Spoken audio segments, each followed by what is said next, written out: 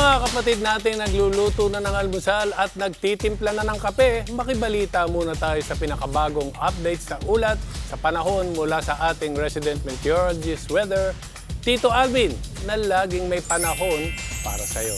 Tito Alvin, magiging maaraw na ba ngayong Lunes? Good morning, Kuya Benji, at good morning mga kapatid. Ulat panahon na po tayo ulit ngayong mga kapatid, ngayong Monday morning.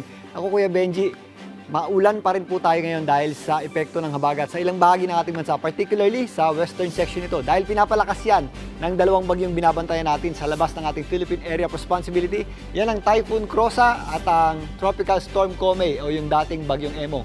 Bagamat nasa labas ng ating par at walang direktang epekto sa ating bansa, yan po ay humihila at nagpapalakas pa rin ang habagat o southwest monsoon na siya pong nagpapaulan dito po, particularly sa western section ng Luzon. Sa katunayan, nakataas pa rin ang pinaka-latest na weather advisory ng Pag-asa. Meron tayong inaasahang mga katamtaman at kung minsan, posibleng malalakas sa pagulan sa mga areas ng Ilocos Norte, Ilocos Sur, kasama po dyan ang La Union at Pangasinan, sa Abra, Benguet, kasama po dyan ang Baguio City, Zambales at Bataan. Samantalang, ito pong mga kabundukan ng Cordillera, kasama na rin po dyan ang Cagayan Valley, ang natitirang bahagi ng Central Luzon, maging dito sa Metro Manila, kasama na rin po dyan ang areas ng Rizal, Laguna, Batangas, Cavite at Mindoro. Possible pa rin po yung mga scattered at kalat-kalat na pagulan dahil pa rin yan sa epekto ng habagat o southwest monsoon.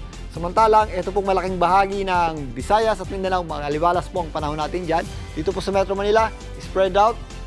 Buong araw po yung ating mga posibleng pagulan. Although minsan tumitigil po yan na mataas po ang ating tsansa ng pagulan. Kaya mag-ready po tayo sa mga posibleng pagba, especially sa mga low-lying areas. At ugalin po natin magdala ng payong o anumang pananggalan sa ulan paglalabas tayo ng bahay. At kung mapapansin mo, dito po sa areas ng Metro Cebu, sa Visayas, maaliwalas po at maganda ang panahon at mababa po ang ating tsansa ng pagulan. Ganun din po ang ating asahang panahon dito po sa areas ng Metro Davao at malaking bahagi ng Mindanao. Kung may mga pagulan tayo, ito po ay mga isolated lamang o localized sa pagulan at thunderstorms na nangyayari tuwing hapon at gabi.